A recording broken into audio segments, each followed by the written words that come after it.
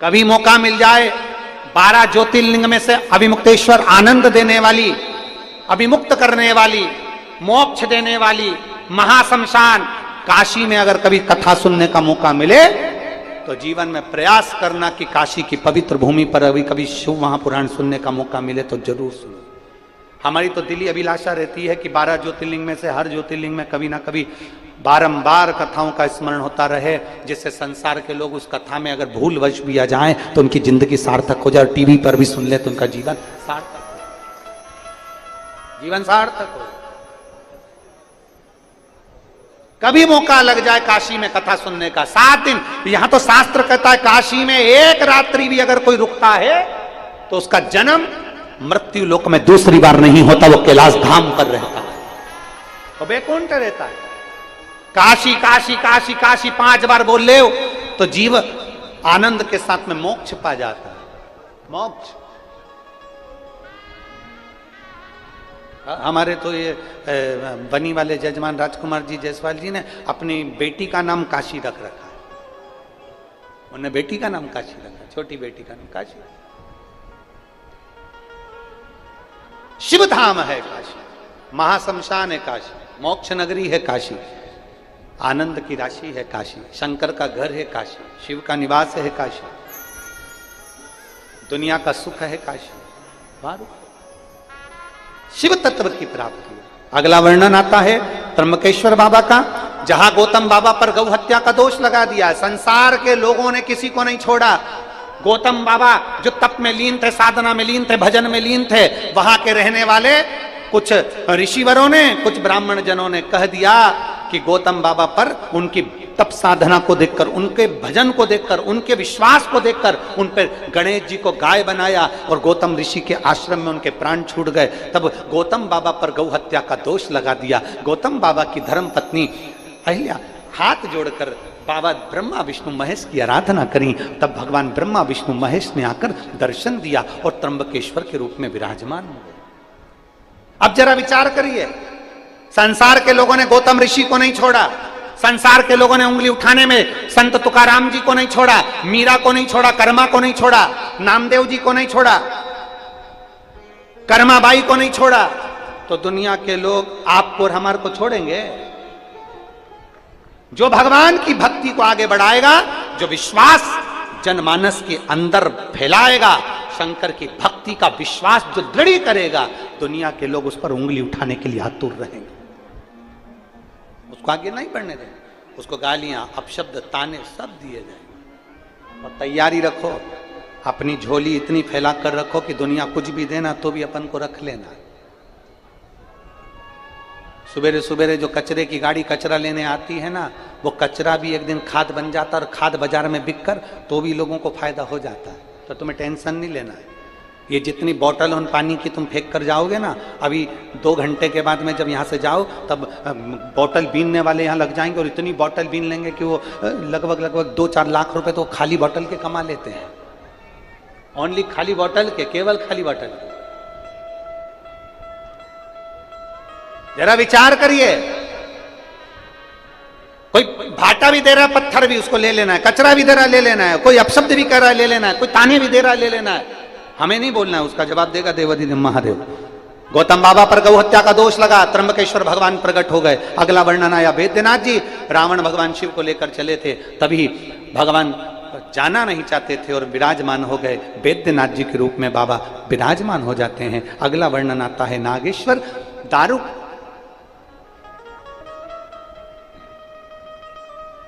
नाम के असुर का संहार करने के लिए भगवान नागेश्वर विराजमान।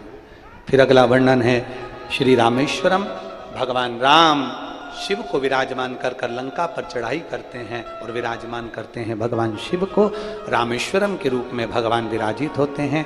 अगला वर्णन आता है कृष्णेश्वर, सुधर्म नाम के ब्राह्मण की 2 पत्नी थी, एक घूष्मा एक सुदेहा। सुदेहा की संतान नहीं थी, घूष्मा की औलाद थी, घूष्मा की संतान थी। तब घूष्मा की जो संतान थी, घूष्मा ने अपना बेटा सुदेहा को दे दिया था। सुदेहा को बेटा मिल गया, बड़ा हुआ, शादी कर दी, बहू आ गई, बहू को मालूम पड़ा मेरी असली सास तो घुष्मा है, सुदेहा से मुझे कोई मतलब नहीं है, क्रोध में आ गई और अपने बेटे के टुकड़े टुकड़े कर कर कपड़े में बांध कर उसके शरीर के टुकड़े ले जाकर पानी में फेंक दिया, तालाब में। घुष्मा ने शिवलिंग का निर्माण करा, तालाब में जाकर विसर्जन करा। बाबा मेरे बेटे को देखे हुए बहुत दिन हो गए। भगवान शंकर ने उसके मरे हुए बेटे को तैरता हुआ बाहर निकाल दिया। वो कृष्णेश्वर महादेव, कृष्णेश्वर।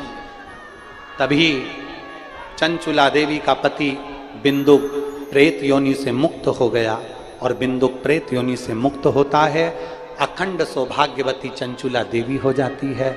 चारों तरफ आनंद विराजमान होता है। तुमरुका जी जो कथा कह रहे हैं वो विराम की ओर लेते हुए कहते हैं, सुनो चंचुला, ये वो पवित्र कथा है जिसको मात्र श्रवण कर लेने से जीव का कल्याण हो जाता है। ये वो पवित्र कथा है जिसको श्रवण कर लेने पर मानव अपने आनंद को पा लेता है।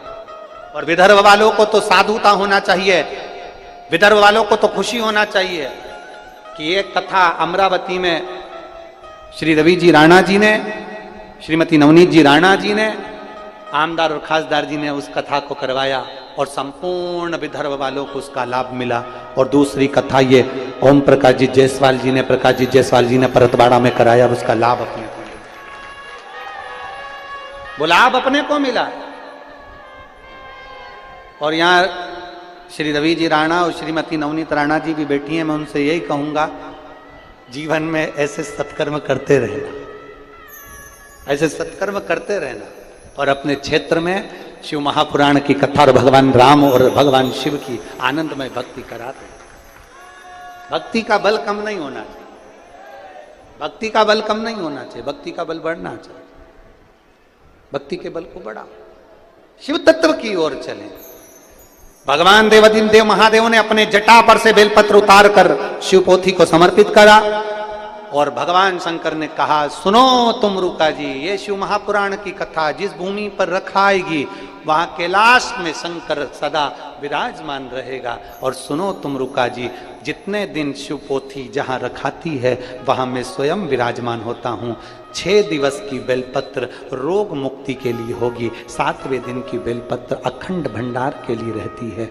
बाबा ऐसा भंडार आप सबका भर कर रखे। और भाव से ये कथा विराम की ओर जा रही है। बड़े आनंद के साथ में साधुता देता हूँ यहाँ के सभी सहयोगी बंधुओं को, जिन्होंने बहुत प्रेम से, चाहे वो आचलपुर, परतवाड़ा, जुड़वा नगरी, सभी क्षेत्र के लोगों ने, यहाँ महिलाओं ने भोजन व्यवस्था में, अन्य व्यवस्थाओं में सहयोग दिया है। अन्य श्री सचिन जी जायसवाल हुए, भालचंद्र जायसवाल हुए, निकेश जायसवाल हुए, गणेश जी जायसवाल हुए, ओमल जायसवाल हुए, अजय जी मौर्या हुए, मंगलेश जायसवाल हुए, संतोष जायसवाल हुए, निखित जायसवाल हुए, सदेश जायसवाल हुए, एवं समस्त जायसवाल परिवार है। और भी सभी समाज, सभी धर्म प्रेमी बंधुगण इस कथा का सहयोगी बने। इसमें अध्यक्षता रही है श्रीमती नवनीत जी राणा जी की, सांसद महोदय जी की। मैं उनको भी आमंत्रित कर रहा हूं कि आकर आप इतने जो श्रोता भाई बहन आए हैं इनको साधुता प्रदान करें, और फिर अपन सब आरती का क्रम प्रारंभ करेंगे। और भाव के साथ में आज की कथा यहाँ विराम की ओर जा रही है। 16 तारीख से दोपहर में 2 बजे कुरुद छत्तीसगढ़ की पवित्र भूमि से कथा का लाभ लेंगे। दोपहर में 2 बजे गौरी शंकर शिव महापुराण की कथा होगी। उस कथा में हम सीखेंगे, अगर जिस व्यक्ति की लीवर और किडनी खराब हो जाती है या बड़ा रोग हो जाता है तो उसको गौरी शंकर भगवान को कैसे